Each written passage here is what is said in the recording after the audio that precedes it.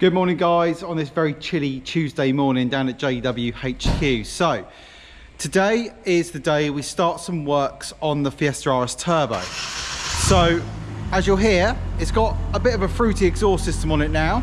We did fit that yesterday. It was like a pilot fit though, because we've put a stainless system on there, but it's got a great big dustbin hanging out the back of it, and that is not the look I want for this car. We have been in touch with a company, Jonathan East from the Isle of Wight. He does stainless steel fabrication. He is going to use the front part of the stainless system that we've got, and then we're having a standard back box, the same size as a standard one made, and then a stainless steel tip, which is an exact replica of the original exhaust system that was fitted to these cars when they were new. So that was job one for us to do. Job two is I'm going to be raising the suspension height of the car up, because as you can see it is extremely low. Don't get me wrong, it looks great, but if you put so much as a pine cone in the boot, it starts to rub, and it's only actually any good for me driving the car. So yeah, coming in on the ramp today, I've got a few service items to replace, a few oil gaskets to replace. We're going to do an oil and filter service on it. We're going to take all the coil springs and suspension off the car. Just going to guide Steve in. Yeah, so a few jobs for it, because you know we've had it a while now. We've not really done anything to the car. So yeah, let's get cracking.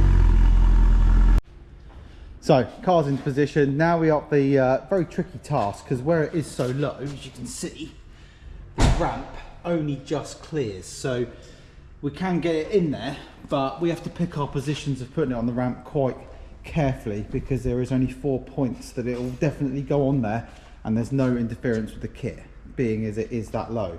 But hopefully when we take the car back off the ramp in a few hours, or maybe even tomorrow, depending on how we get on for time, the suspension will be up another 10 millimeters, and we'll have some more clearance, and it will be easier for getting on and off of the ramp.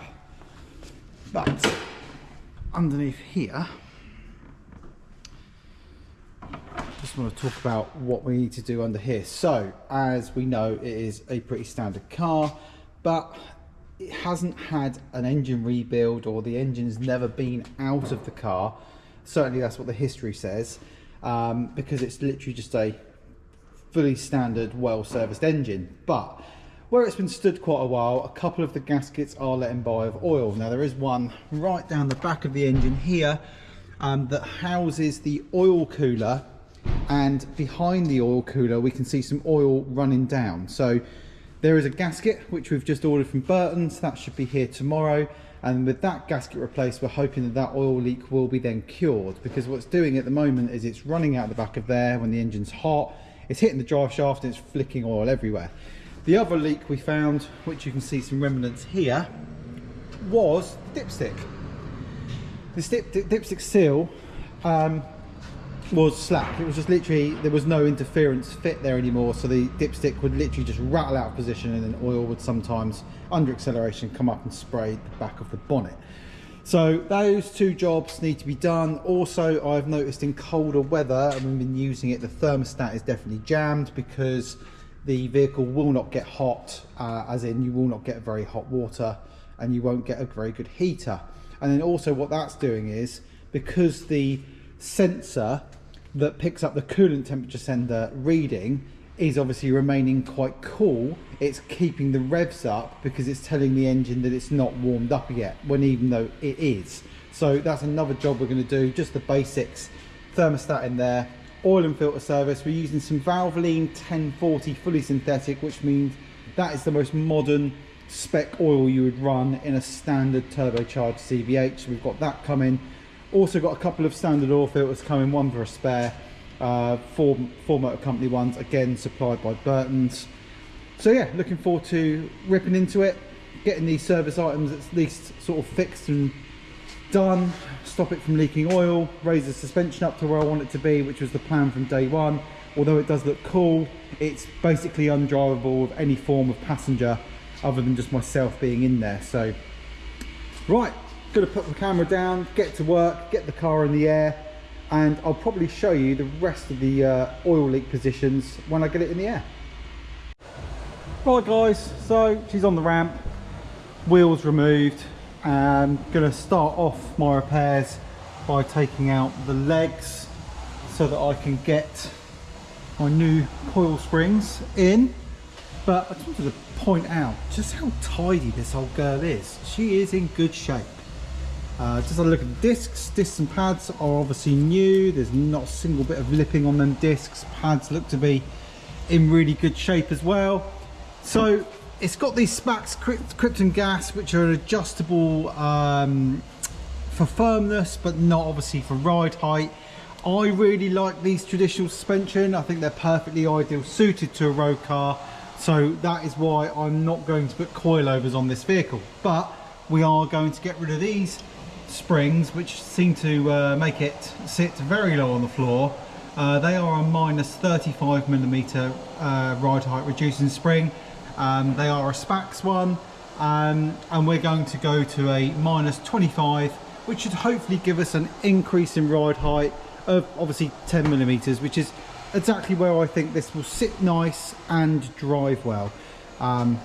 So yeah, let's crack on and get this front end disassembled, and then we'll be going on to the back end and getting the rear shocks out. Let's see how we get on.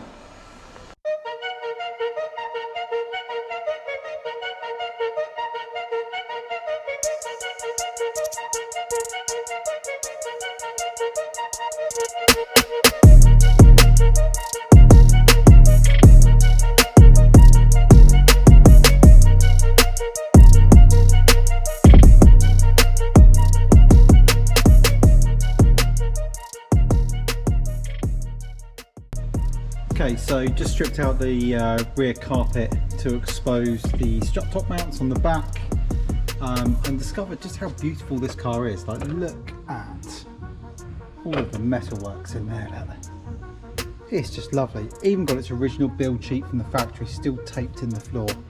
Really nice. Not seen one this clean for a long time. This is the first time I've delved into this car. It's obviously got some remnants of some wax all around here, but yeah, really happy so far. Suspension's coming out nice and easy, so that is good news.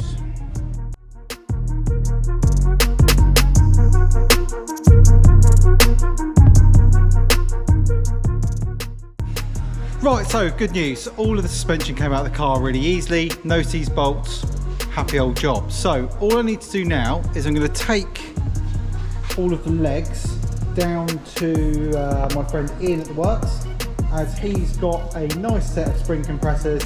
He's going to help me take those springs off, ready for the new set to be installed when they arrive. So next job, walk down to Ian.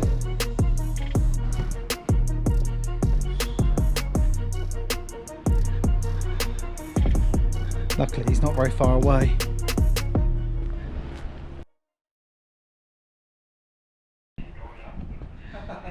As always, he's on the phone. We'll talk to him in a minute when he's not busy. Let me call you back in 2 seconds, mate. Here's one that I dropped off earlier. So, he's off the phone. Ian, hello.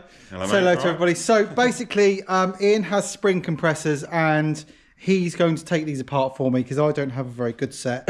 New suspension will be here, I'm thinking, hopefully tomorrow afternoon. So we're a day ahead, certainly from where we were. But mate, they're in good condition, aren't they? Yeah. I wouldn't have said they're very old. No. The other one's still there. I looked at the part numbers on these, and the Spax number does cross over to a 35. You said it was 35. Yeah, so I reckon once we've got these changed to the 25mm drop, hopefully we should see an increase of 10mm ride height. Yeah. In my maths. Which would be nice because you have actually got adjusters on all these as well, haven't you? So. Yeah, so they're a good quality shocker, and don't get me wrong, I think the ride drivability of them is absolutely fantastic. It does handle well. It's not necessarily uncomfortable, but for the logistics of my car, running to run those 16x7 sort of complimented wheels, I do think it needs to come up, certainly so that I can enjoy the car with like family members in it as well and actually take it somewhere. So thank you to Ian. He's going to crack on and take those apart for me. I've done the hard bit, mate. Yeah. Must. I wouldn't have said it was that hard. They actually did. You've done the non-dangerous bit, mate. I've done the non-dangerous bit. Yeah, I'll leave Ian to do the dangerous bit, and I'll leave you to that, mate. Thank you very much. So one last thing Ian's just mentioned to me off camera, which I think is valuable to get on camera, is I'm worried about how it's going to drive overall. But as he's pointed out, where they're adjustable, we shouldn't have any problems. No, you shouldn't have any problems. So essentially, you can adjust.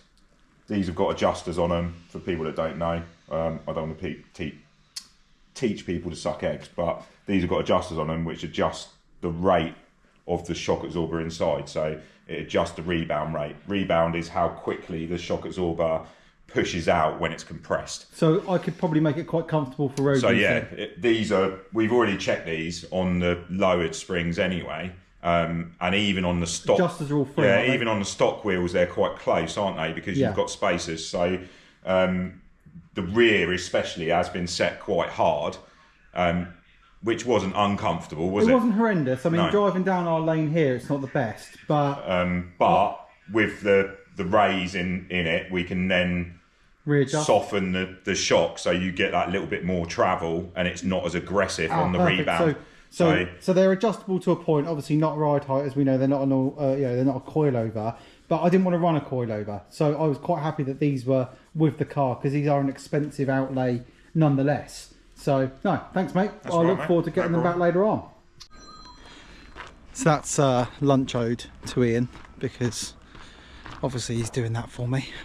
So when the burger van gets here later, I shall go and get him his lunch, and that's that sorted. So yeah, back to the workshop now. And we'll carry on taking, I think, the oil cooler off now and see what's going on behind there, because we definitely have an oil leak in there, and that's the next thing to address. So let's get at it. So it's time to start the works on the engine now. I've just left the oil to drain out underneath into the oil drainer. Now I'm going to start taking apart all of the ancillaries on the top so I can access the thermostat and get that thermostat out, and then replace it with a new 82-degree cut-in one. So let's get to work and get the tools we need.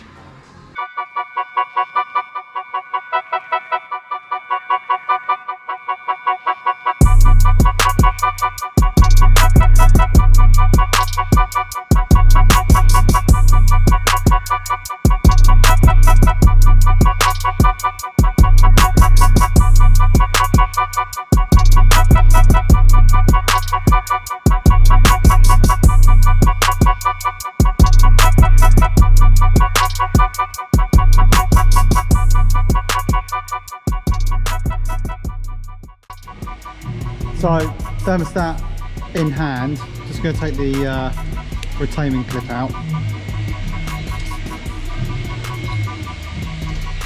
So I'm going to change that seal too while we're there. It's all good. Go and give that a nice clean up, make sure the seal sits properly, and get it back together.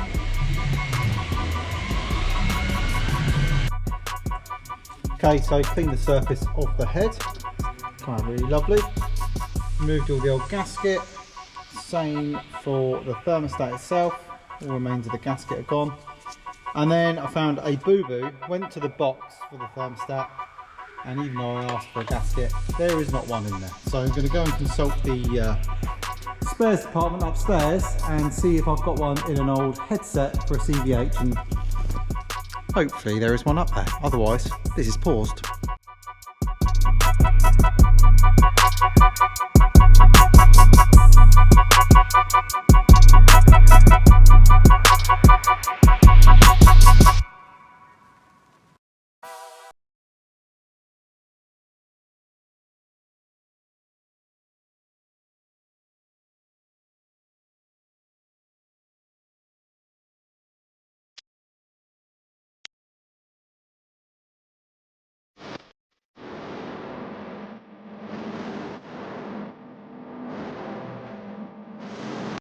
Right, so that's the thermostat back in, all plumbed, leads back on.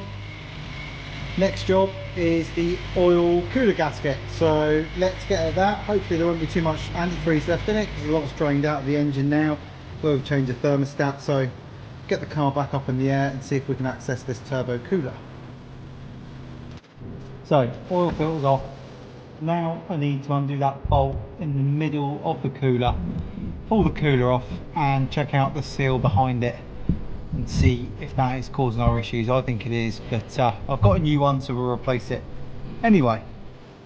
So pop the seal out, and I do think we have found our problem, as it is quite badly perished and split all the way around. I could see quite a lot of residue at the base of the seal, so that is good news. It's also quite, I don't know, heat warm, whatever you want to say. It's not got much left on this gasket when you compare it to the new one, so happy days. Let's get the new one in and hopefully that solves the problem. So when you compare the two, there's the old one, not very nice. It's sort of like falling to pieces, and that's the new one. So I'm thinking that's going to cure our leak. I really do, when you compare the two. Bit fiddly, but we'll go and get that in there now, tighten it all back up, put the new oil filter in, put the new oil in, and then when we've finished our spring assembly, we'll be able to get the car started back up and check for leaks. So oil cooler back in place and oil filter back in place, so hopefully we'll have no more leaks from this area. So Steve is attempting to undo the horrible white piece down here that's got a horrible leak, and we fixed the oil cooler, that's back on. Sump bung and new washer is in. Our very lovely Miller's 1040 fully synthetic oil is going in next, and then tomorrow the springs will arrive. I'll bolt it all back together, put some coolant in it, and hopefully it will not leak anywhere else. Maybe we'll find a new leak, but you know, we'll see what happens.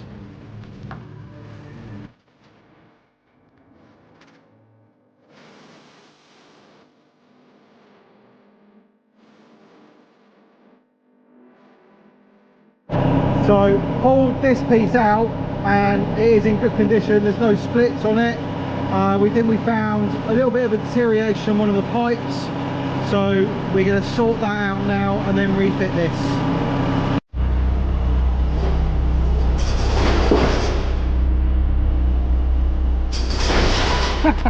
Hello. Right, so I'm up on the ramp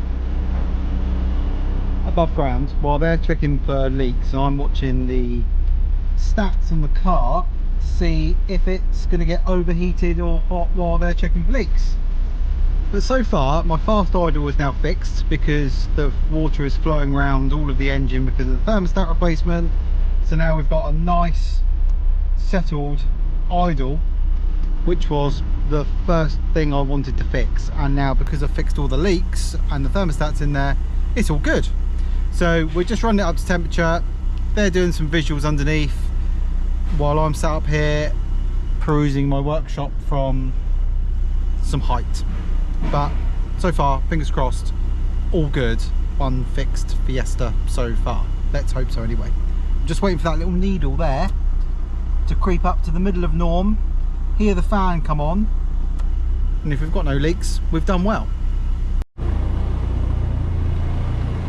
Well, good news so far. So we've started it up. No leaks from the thermostat. No leaks of oil. I think we've done well, Steve. Well, that's it for today's video. Next video will be refitting the suspension coil springs with the 10mm higher ride height profile, and then we'll be dropping the car down and seeing if that's made the positive effect we want on the wheel fitment. Hopefully it will sit just where we want it to. Fingers crossed, you never really know. But yeah, good day's work done. The Fiesta is running sweet. It's idling where it should do. It's not leaking any fluids.